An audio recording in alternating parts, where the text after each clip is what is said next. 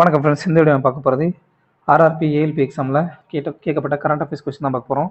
Already நம்ம ஒரு 7 part பார்த்துட்டோம். இதில் 8வது பார்ட். சரிங்களா? ஃபர்ஸ்ட் கொஸ்டின் என்ன பார்த்தீங்கன்னா, கரண்ட் அஃபேர்ஸ் கொஸ்டினில் the book authored by Vijay Lokapalli on Virat Kohli இந்த இயர் 2023. 2023 விராட் கோலி பற்றி விஜய் லோக்பள்ளி என்றவர் எழுதின புத்தகம் எதுன்னு சொல்லி கேட்குறாங்க. அது என்ன புத்தகம் பார்த்தீங்கன்னா, driven the Virat Kohli story revised and updated world cup edition சொல்கிறது தான் அந்த புத்தகம். சரிங்களா? அடுத்ததான், which of the following Indian states hosted the 2023 Hornbill Music Festival? 2023 Hornbill Music Festival எந்த ஸ்டேட் நடத்துனாங்க பார்த்தீங்கன்னா, நாகாலாந்து தான். ஹார்ன்பில் ஃபெஸ்டிவல் அப்படின்னாலே அது நாகாலாந்து தான். சரிங்களா? இப்போ கேரள மாநிலத்தினுடைய தலைநகரம் எதுன்னு பார்த்தீங்கன்னா திருவனந்தபுரம். நாகாலாந்தினுடைய தலைநகரம் கோஹிமா. அடுத்ததாக ஒடிசாவுடைய தலைநகரம் புவனேஸ்வர். குஜராத்தினுடைய தலைநகர் காந்திநகர். சரிங்களா? இப்போ கேரளாவில் கொண்டாடக்கூடிய மிக முக்கியமான பண்டிகை எதுன்னு பார்த்தீங்கன்னா ஓணம், அப்புறம் விஷு. சரிங்களா? விஷுன்றது அவங்களுடைய வருட பிறப்பு. சரிங்களா? புது வருட பிறப்பு. சரிங்களா? அடுத்த கொஸ்டின் என்ன பார்த்தீங்கன்னா,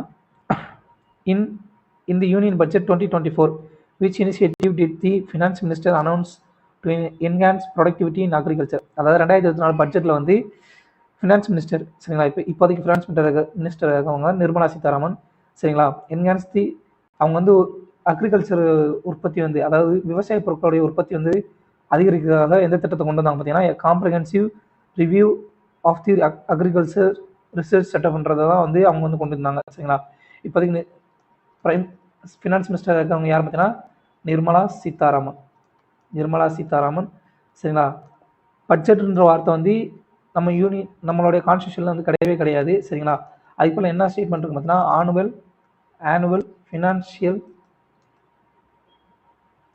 ஃபினான்ஷியல் ஸ்டேட்மெண்ட் தான் பட்ஜெட் போல இடம்பெற்றக்கூடிய வார்த்தை. சரிங்களா? இது எதில் இடம்பெற்றிருக்கு பார்த்தீங்கன்னா ஆர்டிகல் 112. சரிங்களா?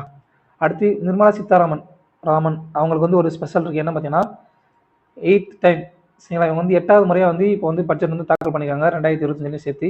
சரிங்களா? 8th டைம் தொடர்ச்சியாக கன்சிக்யூட்டிவ். சரிங்களா? தொடர்ச்சியாக பட்ஜெட் தாக்கல் பண்ணது யாருன்னு பார்த்தீங்கன்னா நிர்மலா சீதாராமன். இது அதிகமாக. சரிங்களா? 10th டைம் 10 டைம்ஸ் அதிகமாக பட்ஜெட் தாக்கல் பண்ணது யாருன்னு பார்த்தீங்கன்னா மொரார்ஜி தேசாய்ன்றவர் தான் 10 முறை இந்தியாவுடைய பட்ஜெட் தாக்கல் பண்ணியிருப்பாங்க. சரிங்களா? அடுத்து இந்த கொஸ்டின் கேட்கலாம்ப்பா, நிர்மலா சீதாராமன் எத்தனை முறை தொடர்ச்சியாக இந்திய பட்ஜெட் தாக்கல் பண்ணியிருக்காங்க பார்த்தீங்கன்னா 8 முறை தாக்கல் பண்ணியிருக்காங்க. இது கண்டிப்பாக கேட்கப்படலாம். அடுத்த கொஸ்டின் பார்த்தீங்கன்னா, on which date did India and USA sign their first ever cultural property agreement? இதெல்லாம் ரொம்ப ரொம்ப டஃப்பான கொஸ்டின். இதெல்லாம் தெரிஞ்சா எழுதுங்க, இல்லைன்னா அப்படின்னா விட்டுட்டு வந்துருங்க. ஸ்கிப் அண்ட் கோ தான். சரிங்களா? இந்தியாவும் USA first ever cultural property agreement எப்போ சைன் பண்ணாங்க பார்த்தீங்கன்னா 26 ஜூலை 2024 தான் சைன் பண்ணாங்க. சரிங்களா?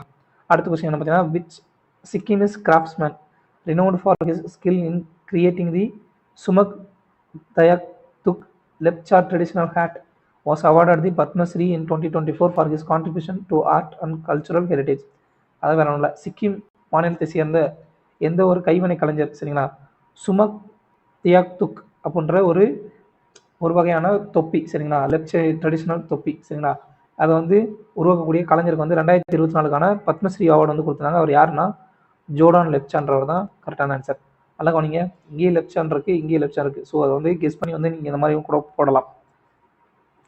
அடுத்த கொஸ்டின் என்ன பார்த்தீங்கன்னா, where was the 5th global standards symposium GSS 24 held? 2024 5th global standard symposium எங்கே நடந்துச்சு பார்த்தீங்கன்னா நியூ டெல்லியில் தான் நடந்துச்சு. சரிங்களா? பெங்களூர் எந்த மாநிலத்தோடைய தலைநகரம் பார்த்தீங்கன்னா கர்நாடக மாநிலத்தினுடைய தலைநகரம். சரிங்களா? சென்னை எதனுடைய தலைநகரம் பார்த்தீங்கன்னா தமிழ்நாடு மாநிலத்துடைய தலைநகரம். தமிழ்நாடுடைய கேபிட்டல் தான் சென்னை. அடுத்து மும்பை எதனுடைய கேபிட்டல் பார்த்தீங்கன்னா மகாராஷ்டிரா. அடுத்த கொஸ்டின் பார்த்தீங்கன்னா, according to the NSSO national sample survey ஆஃபீஸ்ன்றதான் அதோடைய full form. The NSSO consumer expenditure survey conducted in 2024. What is reported poverty rate in India? அதாவது 2024 கன்சியூமர் எக்ஸ்பெண்டிச்சர், அதாவது நுகர்வோர் செலவு சர்வே எடுத்துருக்காங்க 2024 NSSO அமைப்பு.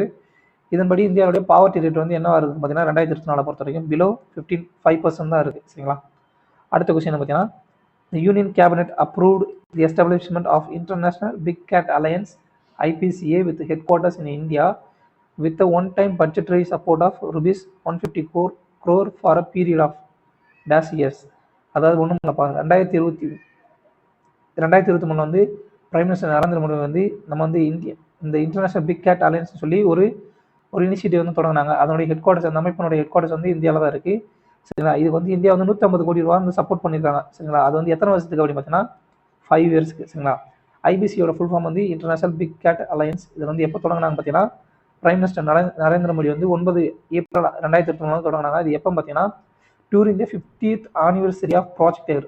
புலிகள் திட்டம் வந்து 1973 கொண்டு வந்தாங்க. அதனுடைய 50வது ஆண்டு நிறைவு விழாவில் வந்து இந்த திட்டத்தை வந்து 9 ஏப்ரல் 2023 வந்து இந்த அமைப்பு வந்து உருவாக்கினாங்க. இதன்படி வந்து 8 பூனை குடும்பத்தை சேர்ந்த 8 வகையான மிருகங்களை வந்து காப்பாற்றுறதுக்கு வந்து இந்த அமைப்பு வந்து செயல்படும். International big cat alliance. அது அந்த 7 பிக் கேட்ஸ், 7 வகையான விலங்குகள் எதுன்னு பார்த்தீங்கன்னா டைகர், லயன், சிங்கம், புலி, அடுத்து லியோபேர்ட், ஸ்னோ லியோபேர்ட், ஜாக்குவார், பூமா, சீத்தா. இந்த 7 விலங்கு தான் வந்து இது எல்லாமே பூனை குடும்பத்தை சேர்ந்த விலங்குகள். அடுத்த கொஸ்டின் பார்த்தீங்கன்னா who among the following participated in the United Nations World Climate Action Summit COP28 in Dubai? அதாவது இந்தியாவில் இருந்து யுனைடெட் நேஷன் ஐக்கிய நாடுகள் சபையினுடைய உலக கிளைமேட் ஆக்ஷன் சமிட், சரிங்களா, உலக பருவநிலை மாநாடு வந்து COP28 வந்து துபாயில் வந்து நடந்துச்சு. இது வந்து யார் வந்து இந்தியா சார்பில் பங்கேற்றுக்கிட்டாங்க பார்த்தீங்கன்னா நரேந்திர மோடி அவர் தான் வந்து பங்கேற்றுக்கிட்டாரு, பிரைம் மினிஸ்டர். சரிங்களா? அடுத்ததாக வந்து COP29 வந்து எங்கே நடந்துச்சு அப்படின்னு பார்த்தீங்கன்னா 2024. இது வந்து 2023 நடந்துச்சு. 2024 வந்து எங்கே நடந்துச்சு பார்த்தீங்கன்னா அசர்பைஜான் தலைநகர் பாக்குல தான் வந்து நடந்துச்சு. அதே இந்த 2024 நடந்த இந்த அசர்பைஜான் நடந்த COP29 மாநாடு வந்து பருவநிலை மாநாடு வந்து அட்டன் பண்ணது யார் பார்த்தீங்கன்னா இந்தியா சார்பில் Kirti Vardhan Singh, minister of state for environment, forest, climate change. சரிங்களா? இந்தியாவுடைய minister of state for environment, forest, climate change சேர்ந்த மினிஸ்டர் கீர்த்தி வர்தன் சிங் தான் வந்து 2024 COP29 மீட்டிங் வந்து அட்டன் பண்ணாங்க. இதனுடைய தீம் என்ன பார்த்தீங்கன்னா investing in a livable plan for ஆல்ன்றதான் இந்த COP29 தீம். சரிங்களா? COP30 வந்து எங்கே நடக்க போகுதுன்னா பிரேசில் நடக்க போகுது. ஃபர்ஸ்ட் கான்ஃபெடரேஷன் ஆஃப் பார்ட்டிஸ், காப்னா கான்ஃபெடரேஷன் ஆஃப் பார்ட்டிஸ் சொல்லி ஃபுல் ஃபார்மு. முதல் பருவநிலை மாநாடு வந்து எங்கே நடந்துச்சு பார்த்தீங்கன்னா 1995 ஜெர்மனியில் இருக்கக்கூடிய பெர்லின் நகரில் தான் வந்து நடந்துச்சு. சரிங்களா? அடுத்ததாக COP3 வந்து ரொம்ப முக்கியமானது. அது வந்து எங்கே நடந்துச்சுன்னா 1997 ஜப்பானுடைய கியோட்டோன்ற நகரில் தான் நடந்துச்சு. இதன்படி கியோட்டோ ப்ரோட்டோகால், சரிங்களா, அது வந்து கொண்டு வரப்பட்டுச்சு. இது வந்து reduce green house case emissions. இந்த கியோட்டோ ப்ரோட்டோகால் எதோட சம்மந்தப்பட்டதுன்னா பசுமை இல்ல வாயுக்கள் இருக்கு இல்லையா, பூமியை வெப்பப்படுத்தக்கூடிய பசுமை இல்ல வாயுக்களை குறைக்கிறதுக்காக வந்து கொண்டு வரப்பட்டதான் வந்து கியோட்டோ ப்ரோட்டோகால் 1997 COP3 மாநாட்டில் வந்து ஜப்பானில் வந்து கொண்டு வரப்பட்டுச்சு. சரிங்களா? அடுத்த கொஸ்டின் என்னன்னு பார்த்தீங்கன்னா which Indian city recorded the highest PM 2.5 level in 2023 making it the most polluted metropolitan area globally. 2023 பொறுத்த வரைக்கும், சரிங்களா, உலகில் வந்து மிக மோசமாக மாசுபாடு அடைந்த மெட்ரோபாலிட்டன் சிட்டி வந்து எதுன்னு பார்த்தீங்கன்னா பெகுசாராய்ன்ற சிட்டி தான். இது வந்து எங்கே இருக்குது பார்த்தீங்கன்னா பீகார் மாநிலத்தில் வந்து இருக்குது. சரிங்களா? இதுதான் வந்து மோஸ்ட் பொல்யூட்டட் சிட்டியாக இருந்தது. அதனுடைய PM 2.5னா பர்டிகுலர் மேட்டர்ஸ்னு சொல்லி, பர்டிகுலர் மேட்டர்ஸ், பிஎம்னா அதோட தான் ஃபுல் ஃபார்மு. பர்டிகுலர் மேட்டர்ஸ் 2.5ன்றது அது ஒரு துகள். சரிங்களா? அடுத்து under the NPS national pension scheme, new pension scheme, Vatsalya scheme, subsequent contribution of what minimum amount is required per annum with no maximum limit. சரிங்களா?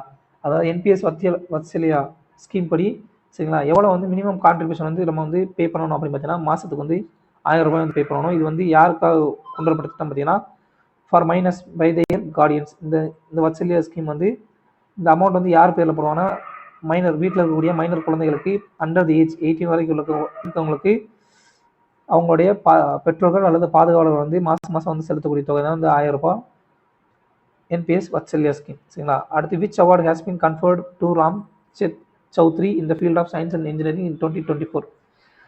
இந்த கொஸ்டின் நல்லா போனீங்க. நீங்கள் பத்மா அவார்ட்ஸ் படிக்கிறீங்க. சரிங்களா? பத்மா அவார்ட்ஸ் படிக்கிறீங்க. மேக்ஸிமம் எல்லாம் என்ன படிப்பாங்க அப்படின்னு பார்த்தீங்கன்னா பத்ம விபூஷன் படிப்பாங்க. சரிங்களா? அடுத்து பத்மபூஷன் படிப்பாங்க. பாரத் ரத்னா எல்லாரும் படிச்சிருவாங்க. சரிங்களா? இந்த மாதிரி கொஸ்டின் நல்லா பாருங்கள். இது வந்து உங்களுக்கு உண்மையிலே ராம் சௌத்ரி எந்த அவார்டு வாங்கியிருக்கான்றது உங்களுக்கு தெரியவே தெரியாது. ஆனால் பத்ம விபூஷன், பத்மபூஷன், பாரத் ரத்னா இதோட அவார்டெல்லாம் நம்ம வந்து கண்டிப்பாக மனப்பாடம் வச்சுக்கோங்க. அது போக ரிமைனிங் இருக்கிறது என்னது பத்மஸ்ரீ மட்டும்தான். ஸோ இதை வந்து டேரெக்டாக கிளிக் பண்ணிடலாம். பத்மபூஷன் வாங்கினவங்களோட பேர் தெரியும், அதுலேயும் ஒரு பேர் இல்லை. பத்மபூஷன்ல வாங்கினாலும் பேர் இல்லை. பாரத் ரத்னா வாங்கினாலே ஒரு பேர் இல்லைன்னு சொல்லி நம்ம படிச்சு வச்சிருந்தோம்.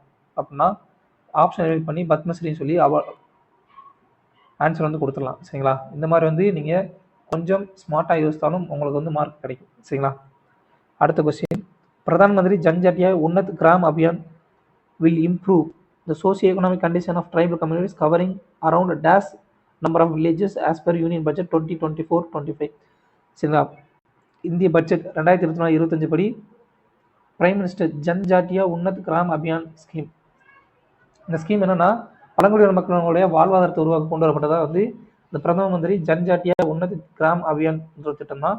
இதன்படி எத்தனை வில்லேஜ் வந்து இந்த 2024-2025 பட்ஜெட்டில் வந்து கவர் பண்ண போகிறாங்கன்னா மொத்தம் வந்து 63,000 வில்லேஜ் வந்து கவர் பண்ண போகிறாங்க. இது வந்து எப்படி செலக்ட் பண்ணுறாங்கன்னா அந்த வில்லேஜை ஒரு வட்டாரத்தில் வந்து எஸ்டி பாப்புலேஷன் வந்து 50% மேலே இருந்துச்சுன்னா அந்த வட்டாரத்தில் இருக்கக்கூடிய வில்லேஜ் எடுத்துக்குவாங்க. அப்படி இல்லைனா ஒரு வில்லேஜில் குறைஞ்சபட்சம் 500 மக்கள் இருக்கணும்.